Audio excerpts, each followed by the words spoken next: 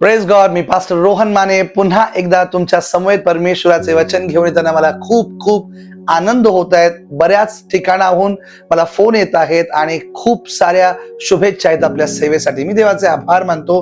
हे सर्व काही परमेश्वर करत आहे. आज देखील आपण त्या परमेश्वरालाच गौरव देऊया आणि आज देखील आपण त्याच्याकडूनच शिकूया. तोच आमचा शिक्षक आहे, पवित्र आत्मा. आमेन, हालेलुया. या आजचा संदेश सुरू करण्याआधी आपलं पवित्र शास्त्र, आपली वही, आपला पेन आपल्या बरोबर घेऊन बसूया आणि एक छोटीशी प्रार्थना करून आजच्या मननाची सुरुवात करूया. आमेन. या आपले नेत्र पण बंद करूया. स्वर्गातील महान नीतिमान परमेश्वर पिता, मी तुझ्याशिवाय काहीच नाही. पवित्र आत्मा तू आहेस तर सर्व गोष्टी बदलतात. जेव्हा तू इन्व्हॉल्व्ड होतोस तेव्हा देवा सर्व गोष्टी चेंज होतात. आज देखील माझी इच्छा आहे तू या ठिकाणी यावंस. माझ्या आवाजाला तू तुझा आवाज बनवावास. तू माझ्याद्वारे बोलावस आणि इथं बसल्या प्रत्येक व्यक्तीला देवा तुझ्या राज्याचं गुपित शिकवण्यास मला सहाय्य कर. सारे गौरव मी तुला येतो, सन्मान मी तुला येतो. येशू तुझ्या नावात मी प्रार्थना करतो म्हणून तू ऐक. Amen, amen. Praise God. पुन्हा एकदा मी तुमच्या प्रत्येकाचे वैयक्तिक स्वागत करतो. आज आपण पाहणार आहे देवाच्या मनासारखा मनुष्य दावीद. हालेलुया. का दावीद देवाच्या मनासारखा मनुष्य आहे? एक वचन जिथं मी वाचतो, पहिले शमूएलचा 13 अध्यायामध्ये 14वे वचन आणि प्रेषित 13:22 मध्ये देखील, की मला इशयाचा पुत्र दावीद सापडला आहे. तो माझ्या मनासारखा मनुष्य आहे. तो माझी सर्व इच्छा पूर्ण करेल असे देव दावीदाबद्दल म्हणत आहे. आमच्या प्रत्येकाची अशी इच्छा असते की देवाने हे शब्द माझ्याबद्दल बोलावेत. मी परमेश्वराच्या मनासारखा व्हावा. मी त्याच्या मनासारखा होण्यासाठी मला काय केले पाहिजे आणि दावीदाने असे काय केले होते की तो परमेश्वराच्या मनासारखा झाला. देवाच्या मनासारखा म्हणजे फक्त पाप रहित मनुष्य इतकंच नाहीये. दावीदाने देखील मोठी मोठी पाप केली, पण त्याच्यात एक गोष्ट होती, त्याचे हृदय देवाकडे परत येते. हालेलुया. ते तिथेच थांबत नाही. जीवनात काहीही होऊ दे, तो परत परमेश्वराकडे येत आहे. शाऊल पाप केल्यानंतर स्वतःची इज्जत, स्वतःची इमेज वाचवण्याचा प्रयत्न करतोय. दावीद पापानंतर देवाबरोबरचे नाते वाचवण्याचा प्रयत्न करतोय. या दोन्हीमध्ये खूप फरक आहे. समाजात दोन प्रकारचे लोक असतात. जे पाप केल्यानंतर त्यांना वाईट वाटते आणि काही लोकांना वाटतंय मला त्याला लपवायला पाहिजे. ज्यांना असे वाटते की मला त्याला कबूल करून देवाजवळ जायला पाहिजे, त्यांचे जीवन पुन्हा एकदा पुनर्स्थापित होते. ज्यांना असे वाटते की मी माझे पाप लपवले पाहिजेत, त्यांचे आहे ते साम्राज्य देखील परमेश्वर त्यांच्या हातातून काढून घेतो. दावीदाची खासियत ही त्याच्या सिंहासनावर बसल्यामुळे नाहीये, तो राजा असल्यामुळे नाहीये, युद्धात नाहीये, त्याने लिहिलेल्या स्तोत्रांमध्ये देखील नाहीये. ती त्याच्या झुकलेल्या हृदयामध्ये आहे, जे नेहमी देवाकडे झुकले जाते, देवासाठी झुरले जाते, देवासाठी तडफडत असते. असे हृदय त्याच्याकडे. आमेन, हालेलुया. त्याचे हृदय त्याच्या प्रसिद्धीपूर्वी देखील तितकेच परमेश्वराबरोबर विश्वासू होते. हा पहिला मुद्दा आहे. प्रसिद्धीपूर्वी सुद्धा तो विश्वासू होता आणि प्रसिद्धीनंतर देखील तो विश्वासू होता, कारण त्याचे हृदय. दावीद राजा होण्यापूर्वी आपल्या सगळ्यांना माहिती तो मेंढपाळ होता. कोणी त्याला पाहत नव्हते तरी तो एक जबाबदार मेंढपाळ होता. सिंह आणि अस्वल अशी तो लढला होता. ज्यावेळेला त्यांनी त्याच्या मेंढरांवर घाला घालण्याचा प्रयत्न केला. देवाला आमच्या स्टेजवरच्या भक्तीपेक्षा आपल्या एकांतामधलं विश्वासू पण खूप आवडते. मला देखील ही गोष्ट खूप आवडते की आम्ही जेव्हा स्टेजवर असतो तेव्हा आम्हाला खूप साऱ्या गोष्टी आम्ही दाखवतो, जे आम्ही नसतो ते दाखवतो. पण ज्यावेळेला आम्ही खाली उभे असतो त्यावेळेला आमच्यातला खरा व्यक्ती बाहेर येतो. हालेलुया. आणि परमेश्वराला तो एकांतातला दावीद खूप आवडायचा. हालेलुया. बघा, हृदय म्हणजे फक्त भावना नाही आहेत, तर आमची इच्छा, आमचा निर्णय, आमचा विश्वास, आमची दिशा आणि हे सर्व काही देव केंद्रित ज्यावेळेला असतं तेव्हा परमेश्वर म्हणेल माझ्या मनासारखा. शाऊल लोकांसमोर खूप मोठा दिसायचा, पण दावीद देवासमोर खरा दिसायचा, आम्हाला मोठं दिसायचं नाही, आम्हाला खरं दिसायचं. हालेलुया. सो पहिले शमूएल 16:7 मध्ये काय म्हटलंय, माणूस बाहेरचं स्वरूपच पाहतोय, पण परमेश्वर आमच्या अंतःकरणातली लपलेली प्रत्येक गोष्ट आरशासारखी स्पष्ट पाहतोय.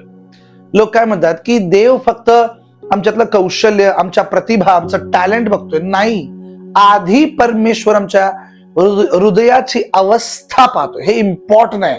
हालेलुया. मी आज एक गोष्ट तुम्हाला सांगू इच्छितो यावेळेस, की परमेश्वर आमच्या हृदयातल्या उद्देशाने आनंदित होतो. आम्ही चर्चला का येतो, आम्ही सेवा का करतो, आम्ही विवाह का केलाय, आम्ही एखाद्याबरोबर मैत्री का केली आहे, या प्रत्येकाच्या मागे असणारं कारण खूप इम्पॉर्टंट आहे. मी तुम्हाला खरं सांगत आहे, येस, इट्स इम्पॉर्टंट. तुम्ही कोणाशी मैत्री का केली, तुम्ही चर्चमध्ये का आला, तुम्ही आराधना करता, तुम्ही एखाद्या व्यक्तीबरोबर लग्न का केलं आहे, या सर्वांच्या पाठीमागे असलेला तुमचा उद्देश आधी परमेश्वर पाहतो. हे लक्षात घ्या. आणि तो उद्देश देवाला भिवून तुम्ही जोपासलाय काय, हे परमेश्वर पाहतो. मला माझ्या जीवनामध्ये ही गोष्ट शिकवण्यात आली. अंतःकरणातला उद्देश. कधी कधी आम्ही चर्चमध्ये येतो कारण पास्टरला मला दाखवायचंय. कधी कधी मी चर्चला येतो कारण तिथे कोणीतरी आपल्याला जो आवडताय तो आलेला आहे. कधी कधी आम्ही चर्चमध्ये येतो मला माझी सेवा मी किती प्रामाणिकपणे करता हे दाखवायचंय. मी कधी कधी चर्चमध्ये येतो कारण मला अनेक लोकांना दाखवायचं असतंय की त्यांनी मला खूप चुकीचं समजलं होतं, पण मी योग्य आहे. या सर्व कारणांच्या वर एक कारण दाविदाकडे होते. तो देवाजवळ जायचा कारण तो परमेश्वरासाठी भुकेला होता. त्याला दुसऱ्या कुठल्याही व्यक्तीला आनंद करण्यात इंटरेस्ट नव्हता. प्रियानो, हालेलुया. सगळ्यात इम्पॉर्टंट गोष्ट आहे, एखाद्या व्यक्तीबरोबर लग्न करण्याचे आजकालचे आमचे उद्देश काय, त्याचा पैसा आहे, सुंदरता आहे किंवा अनेक गोष्टी आहेत, पण परमेश्वराचा उद्देश, देवाची इच्छा त्याच्यामध्ये कधी नसते. आमच्या प्रत्येकाचे जीवन जगण्याचे उद्देश खूप वेगळे. मी एखाद्या व्यक्तीवर मैत्री करतो कारण त्याच्याबरोबर काहीतरी फायद्याच्या डील्स आमच्या होणार असतात. मी देवाबरोबर का राहिलं पाहिजे. प्रेम हे कधी सुद्धा कुठल्या अंतर्गत दुष्ट उद्देशावर अवलंबून नसणारे पाहिजे. प्रेम हे नेहमी इतरांचा फायदा करणारे असावे. प्रेम नेहमी इतरांना आपणापेक्षा श्रेष्ठ मानणारे असावे. प्रेमामध्ये सौदेबाजी नसावी. प्रेमामध्ये देवघेव हा प्रकार असावा. प्रेमामध्ये फक्त त्याग आहे. हेच खरे प्रेम आहे. माझ्या दृष्टिकोनातून येशूला आपल्याकडून काहीही मिळाले नाही, याला मी समजतो खरे प्रेम आहे. पण आम्हाला मात्र त्याच्याकडून या जगात आणि पृथ्वीवर सर्व काही देण्यात आलंय. प्रियांनो, आमचं येशू ख्रिस्ताकडे जाणे याच्यासाठी नसावं की मला काहीतरी हवे आहे, मी त्याच्यावर प्रेम करतोय काय. हालेलुया. बघा, तुमच्या प्रार्थनेच्या खोलीमध्ये जो तुमचा विश्वास आहे तो सार्वजनिक ठिकाणी लोकांना दाखवण्यासाठी एक वेळेस परमेश्वराचा उपयोग करेल, पण तो दाखवण्याआधी तुम्ही तुमच्या बंद खोलीत तो विश्वास किती करता, हा खूप इम्पॉर्टंट प्रश्न आहे. हालेलुया. तुम्हाला समजत आहे का? बघा, दाविदाचा जो काळ होता तो राजा होण्याकडे जाण्याचा जो मार्ग होता, अशा काळात देवाने बाहेरची राजकीय ताकद किती त्याची श्रेष्ठ आहे, त्याचे भाऊ किती ऑलरेडी सेनेमध्ये तैनात आहेत, त्यांचा स्वभाव कसा आहे, याच्याकडे देवाने बघून दाविदाला राजा केले नाही. तो इशायाचा पुत्र आहे, त्यांचा बॅकग्राऊंड काय नाही. देव लोकांना त्यांच्या विश्वासावरून निवडतो. प्रियानो, देव लोकांना त्यांच्या निष्ठेवरून निवडतोय. प्रियानो, तुमचा रंग कितीही काळा असू दे चालेल, तुमचे हृदय चोख सोन्यासारखं आहे आणि हे परमेश्वरला हवंय. तुम्ही कितीही नाकारलेले आहात, पण प्रभूने तुमच्या विश्वासाला बघून देव तुम्हाला निवडतो. तुम्ही कितीही पाप केलं असलं तरी सुद्धा जर तुम्ही आपली पापांपासून पाठ फिरवली असेल आणि देवाकडे जाण्याचा निर्णय घेतला असेल तर देव तुम्हाला निवडतो. कोणीही पाहत नसताना आम्ही कसे जगतो हे आपलं खरं आध्यात्मिक मोजमाप आहे. हा तराजू आहे खरा तर. आणि याच तराजूमध्ये परमेश्वर आम्हाला तोलतो प्रियान. दावीद एक मेंढपाळ असून तो राजा झाला याच्यासाठीच. आणि येशू जो उत्तम राजा स्वर्गातला होता तो आमच्यासाठी उत्तम मेंढपाळ झाला. किती कमाल ट्रान्झिशन्स आहे ते, राईट. मी देवाबरोबर विश्वासू आहे का, की मी फक्त लोकांसमोर धार्मिक आहे? हा प्रश्न आमच्या समोर आहे. मला सगळ्यात जास्त आवडतो दाविदाचा आणखीन एक स्वभाव, की देवाच्या नावासाठी जळणारे हृदय, त्याच्या नावासाठी जळणारे हृदय. ही घटना आमच्या सर्वांना माहिती की गल्ल्याथाच्या विरुद्ध दाविदाचा जो राग होता तो वैयक्तिक नव्हता. तू मला का बोललास, तू मला कसे काय बोलू शकतोस, याबद्दल तो लढला नाही. तो देवाच्या नावासाठी लढला, कारण त्याच्या नावाचा अपमान तो सहन करू शकत नाही. प्रियान, परमेश्वराचे नाव म्हणजे देवाचा सन्मान आहे, त्याचा स्वभाव आहे, त्याच्याबरोबर झालेला करार आहे. आणि देवाच्या गौरवासाठी किंवा गौरवाप्रती दावीद खूप संवेदनशील आहे. आज येशू ख्रिस्ताबद्दल जर कोणी बोलताय, आम्हाला त्याच्याबद्दल राग आला पाहिजे. तुम्ही असे कसे बोलू शकताय, तो कोण आहे तुम्हाला माहित आहे काय? आम्हाला असे वाटते सहन केलं पाहिजे. नाही प्रियांनो, आम्हाला येशू कोण आहे त्याच्या बाजूने त्याच्यासाठी उभारलं पाहिजे प्रियांनो. कारण दावीद आम्हाला शिकवत आहे आणि देवाला असे लोक आवडतात जेव्हा ते त्याच्यासाठी उभारतात. इथे गोल्यात प्रॅक्टिकली बघायला गेलं तर ते भयंकर युद्ध होतं. काहीतरी खूपच वाईट झालं असतं त्या दिवशी जर दावीद तयार नसता आणि दावीदाचा स्वभाव परमेश्वरला आवडणारा नसता किंवा दावीद देवाच्या नावासाठी उभारला नसता. पण जर तुम्ही आणि मी देवाच्या नावासाठी उभारतो, गोल्यात प्रॅक्टिकली येऊ दे, सायलेंटली येऊ दे, कोणत्याही स्वरूपात येऊ दे, विजय तुमचा असेल, कारण तुम्ही त्याच्या नावासाठी उभारला. इस्रायल सैन्य गोल्याचा आकार बघत होते, पण परमेश्वराचा सन्मान मात्र फक्त दावीदाला दिसत होता. हालेलुया. तू तलवार घेऊन येतोयस असे तो म्हणाला, पण मी सेनाधीश परमेश्वराच्या नावाने तुझ्याजवळ येतोय म्हणतोय. ते नाव किती श्रेष्ठ आहे त्याच्यासाठी. माझ्या येशूला कोणी बोलायचं नाही, माझ्या यहोवाला कोणी बोलायचं नाही, विचार करून आपले तोंड उघडायचं, असे दाविदाची मानसिकता आहे. लोक विचार काय करतात, दावीद धाडसी होता हो म्हणून जिंकला. खरे म्हणजे देवाच्या गौरवासाठी जो कोणी जळतो झुरतो तो आपोआप धाडसी होतो. तुमचे हात, तुमचे पाय किती अशक्त आहेत याच्याशी त्याचा काही एक संबंध नाहीये. तुम्ही परमेश्वराच्या नावासाठी उभारता, दॅट्स युअर करेज. हालेलुया. हे तुमचं धैर्य म्हणतं. आमेन. मी परमेश्वराच्या नावासाठी जळणारे हृदय माझ्याजवळ आहे काय? हालेलुया. जेव्हा तुमच्याकडे ते जळणारे झुरणारे हृदय असते देवाच्या नावासाठी, ते तुमच्या भीतीपेक्षा मोठे असते प्रियान. हालेलुया. आमेन. तुम्हाला समजत आहे?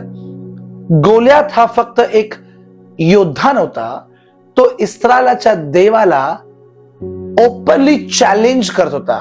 आणि म्हणून ते युद्ध आता आध्यात्मिक झालंय. आणि जेव्हा आध्यात्मिक युद्ध सुरू होते तेव्हा परमेश्वर उडी घेतो, त्याच्यामध्ये एंट्री करतो.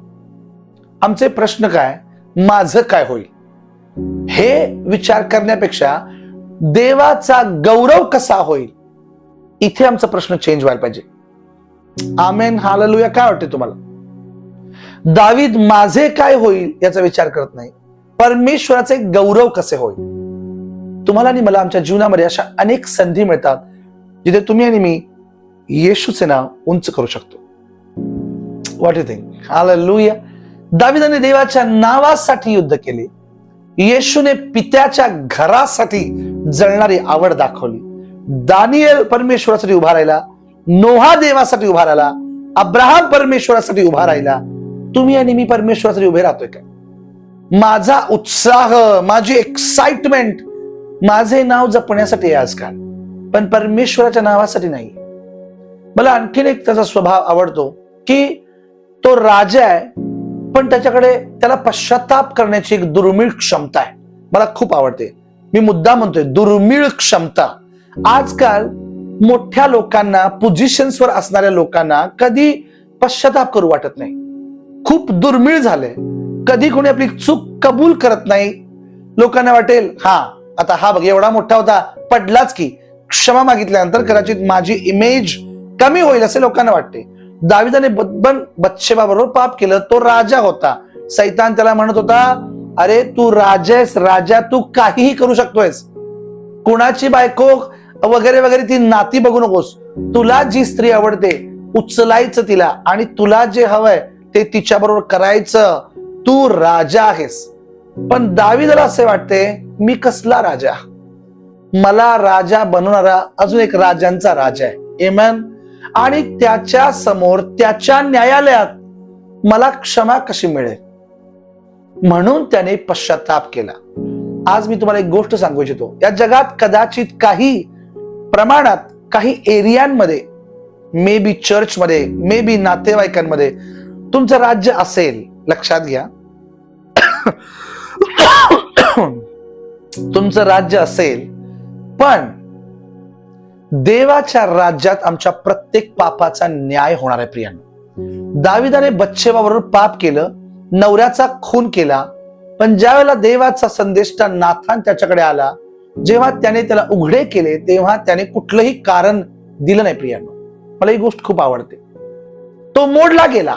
हालेलुया. आणि म्हणून स्तोत्र 51 हे लिहिण्यात आलं, खऱ्या पश्चातापाचं एक महान उदाहरण आहे ते.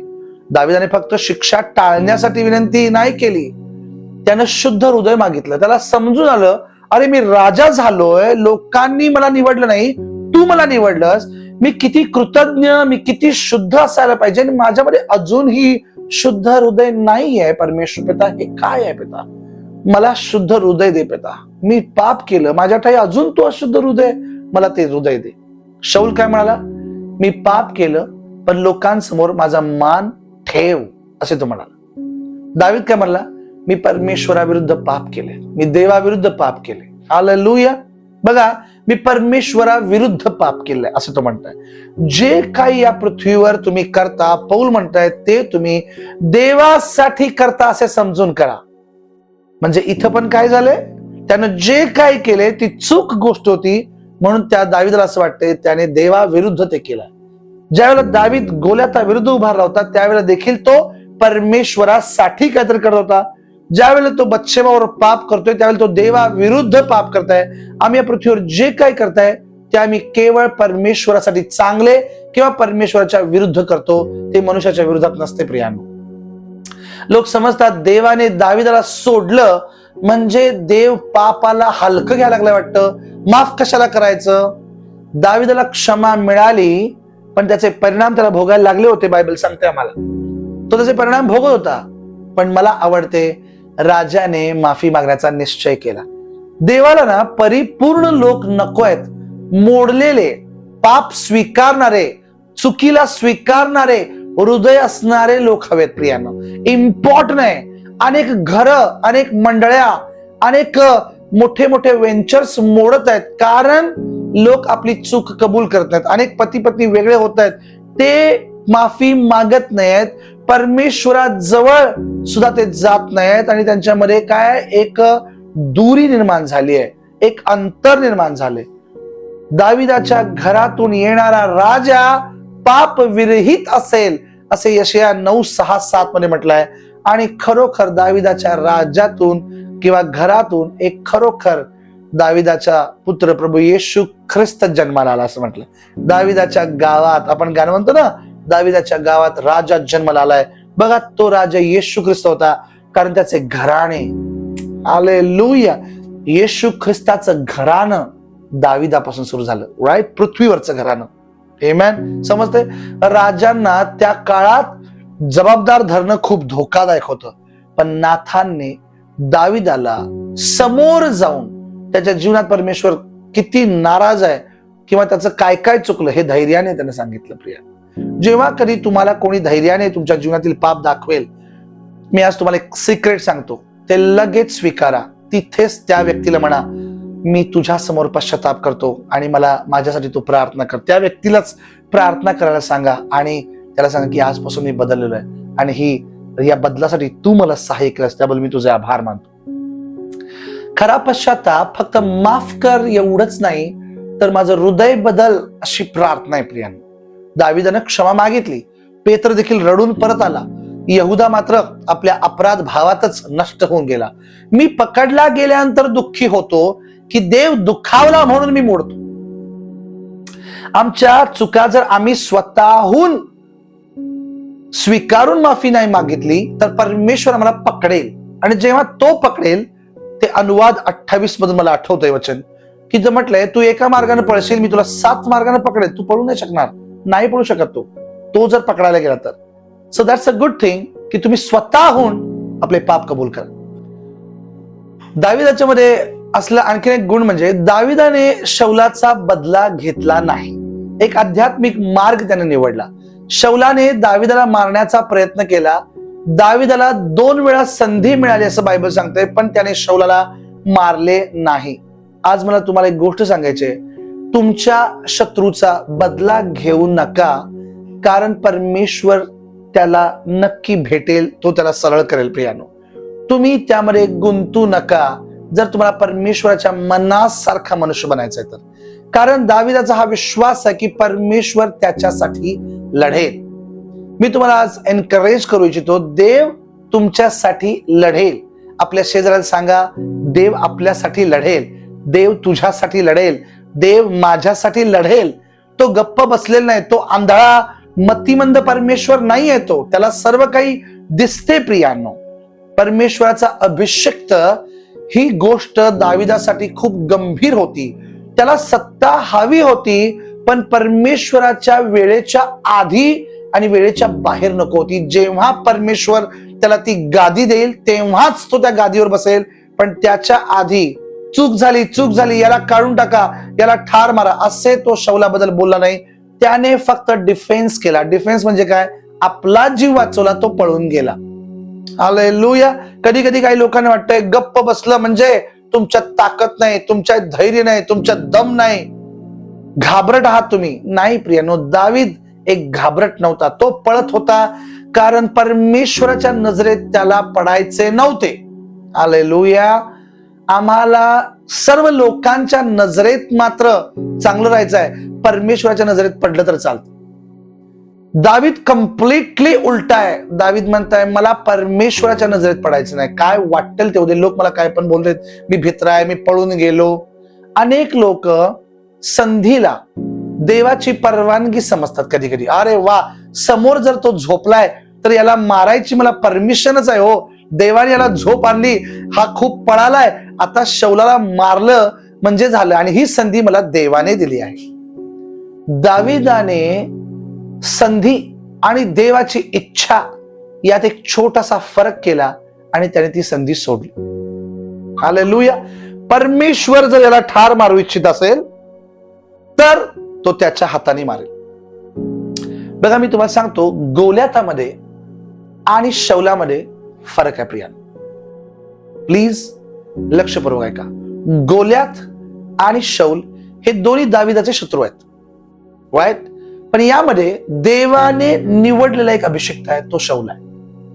आमच्या चर्चमध्ये, आमच्या कम्युनिटीमध्ये, आमच्या ख्रिस्ती समाजांमध्ये बरेच लोक कधी कधी सेवेसाठी अडखळत बनतात, कधी कधी खूप आध्यात्मिक वाढीसाठी अडखळत बनतात, कधी कधी आम्ही एखाद्या मीटिंग्स ठेवतो, त्या मीटिंगसाठी अडखळत बनतात. पण दाविदासारखे तुम्ही कोणता शत्रू बरोबर काय करायला पाहिजे हे समजलं पाहिजे. हे ज्ञान आहे, हे खूप समज बुद्धी पलीकडचे ज्ञान आहे. यासाठी परमेश्वराची भीती आमच्यामध्ये पाहिजे, देवाचे भय ज्ञानाचा प्रारंभ आहे.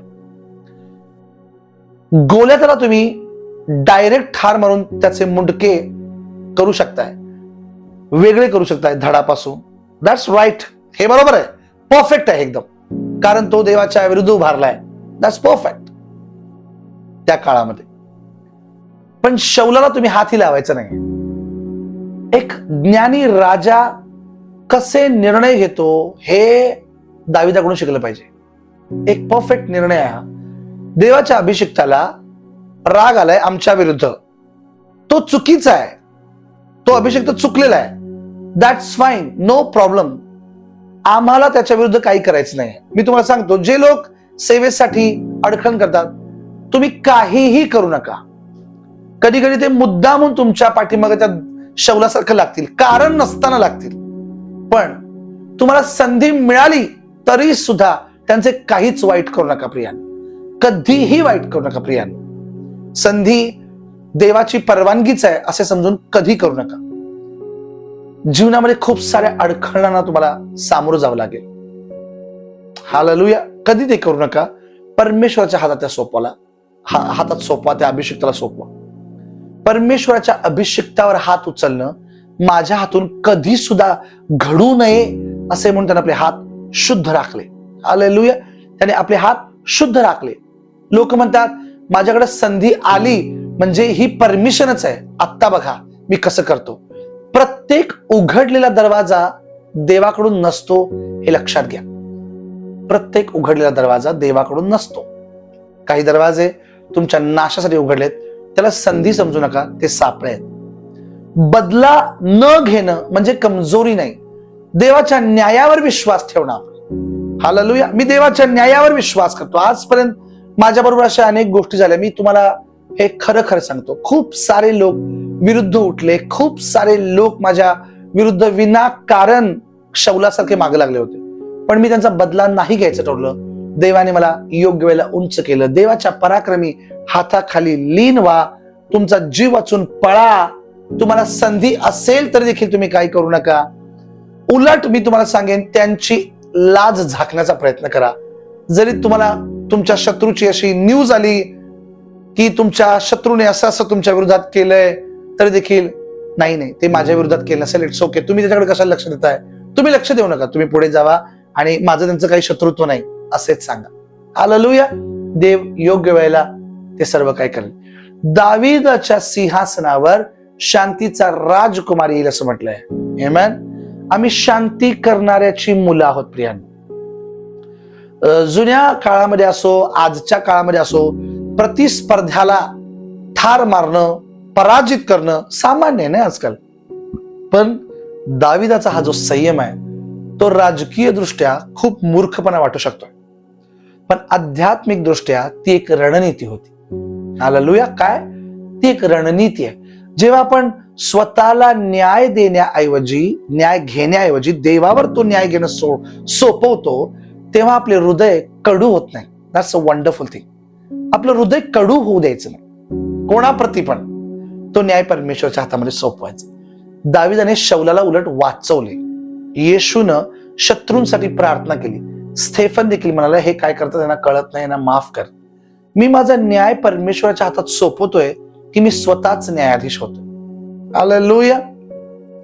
सगळ्यात मला आवडलेली दावीदाची आणखीन एक गोष्ट की तो राजा असून अनेक लोक त्याच्या समोर येऊन त्याची आराधना करायचे, त्यालाच देव मानायचे, पण तो मात्र देवाच्या उपस्थितीला सर्वात अधिक महान समजायचा. दावीदाने कर्राचा जो कोश आहे तो यरुशलेममध्ये आणला. त्याला राज्यापेक्षा देवाची उपस्थिती खूप महत्वाची होती. हालेलुया. आमेन. बघा, कर्राचा कोश म्हणजे देवाबरोबर केलेल्या कराराची, देवाच्या उपस्थितीची, देवाच्या पवित्रतेची खूण आहे ती. आणि दावीदाला ते धार्मिक प्रतीक म्हणून नको होतं, देवाची जवळीक त्याला हवी होती. तो कोश म्हणजे फक्त एक पवित्र काहीतरी गोष्ट आहे, पालखी म्हणतोय तसं नव्हतं ते. त्यामध्ये परमेश्वराची उपस्थिती होती. शौलाने कोश ज्यावेळेला होता त्यावेळेला त्याच्याकडे फारसं लक्ष दिलंच नाही, पण दावीदाला मात्र देवाची उपस्थिती केंद्रस्थानी आणायची होती. हालेलुया. दुसरे शमूएल 6:14 मध्ये लिहिले की दावीद त्या कोशासमोर, त्या उपस्थिती समोर पूर्ण बेभान होऊन असा तो नाचलाय, कारण त्याला माहिती आहे परमेश्वरासमोर तो नाचत आहे प्रियांनो. हालेलुया. बघा, मिखल दावीद ज्यावेळेला आराधना करत होता त्यावेळेला मिखलला खूप अपमानास्पद असं वाटलं. लोक कधी कधी नम्र उपासनेला कधी कधी अतिरेक समजतात. कधीतरी कोणतं नाचायला लागला, आज काय खूप अंगात आलंय वाटतं याच्या, असं कधी कधी म्हणतात. प्रियांनो, आम्हाला परमेश्वराची उपस्थिती जर जाणवत असेल तर तुम्हाला तिथे नाचण्यास काही हरकत नाहीये प्रियांनो. हालेलुया. डोंट ऑलवेज जज पीपल. खरा राजा तोच होता जो लोकांसमोर लहान मुलांसारखा नम्र होत आहे, जो देवासमोर लहान मुलांसारखा नम्र होत आहे. हालेलुया. आमेन. देवाची उपस्थिती या व्यक्तीमुळेच या पृथ्वीवर आली प्रियांनो. म्हणून त्याच्याच वंशातून येशू ख्रिस्त जन्माला आला. जो परमेश्वराच्या उपस्थितीचा आदर करतोय, परमेश्वर त्याच्या वंशातून जन्माला येत आहे. हालेलुया, किती कमाल गोष्ट आहे. आमेन, हालेलुया. तुम्हाला माहिती उज्जिया राजा, त्याचा मृत्यू मला काय दाखवतो की देवाची उपस्थिती आनंददायक आहे, पवित्रही आहे. उपासना उत्साहाने पण केली पाहिजे आणि आज्ञाधारकतेने देखील केली पाहिजे. आपली उपासना, आपली आराधना लोकांना दिसण्यासाठी कधीही नसावी, तर ती परमेश्वराला आनंद देणारी असावी. कोश परमेश्वराच्या उपस्थितीचं चिन्ह होतं आणि दावीद त्याच्या समोर नाचत आहे. प्रियांनो, देव आमच्या सोबत आहे. हालेलुया. आणि आम्ही त्याला काय म्हणतो? इमॅन्युअल. हालेलुया. तो आमच्यामध्ये उपस्थित आहे आणि जेव्हा आम्ही त्याच्यावर विश्वास करतो तेव्हा आम्ही त्याच्या उपस्थितीमध्ये आनंद करतो. प्रियांनो, हालेलुया.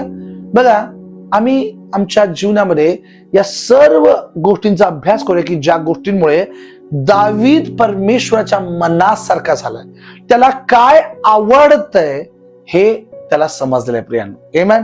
दावीदाचा आणखीन एक गुण आणि शेवटचा गुण मी सांगू इच्छितो की परमेश्वराबरोबर केलेले करार त्याने कधी मोडले नाहीत. प्रियांनो, दावीद फक्त स्वतःच्या पिढीसाठी जगला नाही, त्याने देवाच्या घराची इच्छा केली, मंदिराची तयारी केली.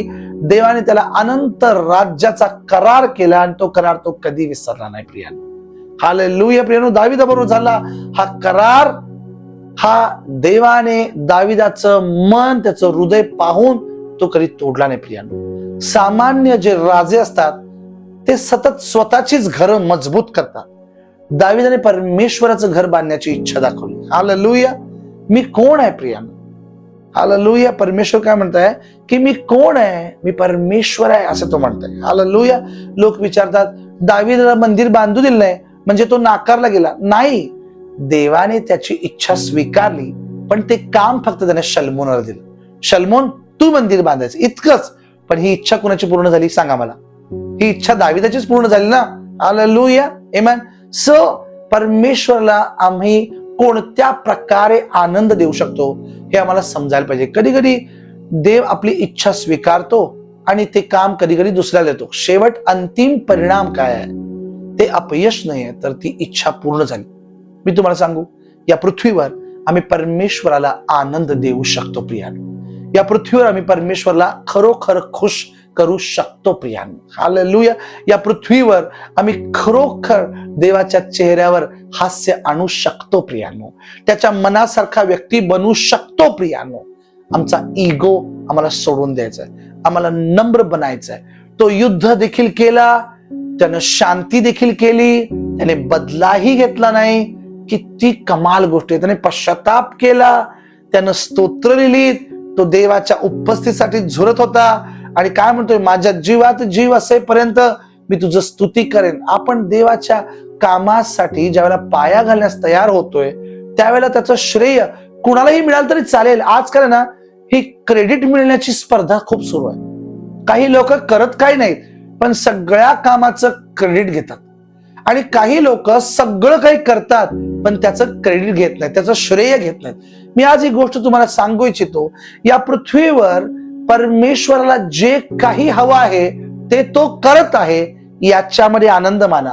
ते माझ्या हातूनच का नाही झाले असे समजू नका. प्रियानो, तुम्हाला प्रत्येकाला तुमच्या प्रत्येकाच्या कामाचे प्रतिफळ येशूच्या हातून जर घ्यायचं असेल तर आमेन. मला तर माझ्या कामाचं प्रतिफळ येशूकडून घ्यायचंय. प्रियानो, पुढच्या पिढीला माझ्या जीवनातून काहीतरी शिकायला मिळावं यासाठी मी काही नक्की गोष्ट करू इच्छितोय, पण त्याचं श्रेय मला मिळावं असं नाही. मला नेहमी हे म्हणायचं आहे की सर्व काही परमेश्वर करताय. आमेन.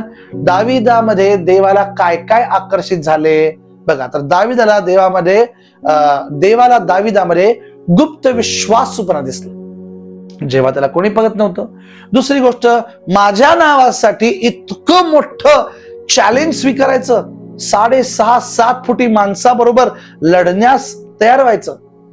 दावीद एक राजा असून खरा पश्चाताप करणं देवाला आवडा लागले. ते समोर शत्रू झोपलाय, ज्याने दावीदाला पळवून पळवून हैराण केले, त्याचाही बदला न घेता त्याला जिवंत ठेवणं देवाला आवडलं. प्रियांनो, देवाच्या उपस्थितीसाठी जी त्याची भूक होती ती पण परमेश्वराला खूप आवडली आणि देवाच्या करारावर आधारली त्याची मानसिकता देवाला खूप आवडली.